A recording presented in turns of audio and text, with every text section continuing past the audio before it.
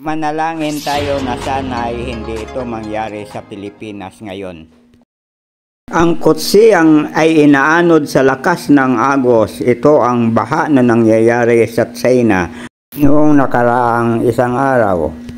At nagdulot ng malaking damage sa mga property. Katulad nitong bahay ay winawasak ng agos.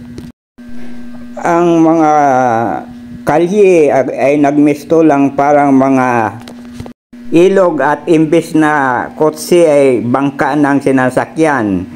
Lagpas hanggang Baywang. Sa ibang lugar, malapit ng lumagpas sa bubong ng kotse yung tubig. Maraming mga probinsya ang apektado ng baha.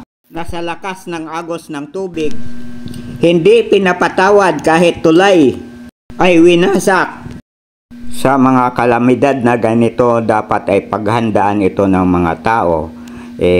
Minsan nangyari na rin sa atin, katulad sa bagyong Yolanda ay ganun din ang nangyari, na hindi pa ganap na nakarecover ang lugar ng Leyte sa nangyaring pinsala sa buhay ng mga tao at ari-arian.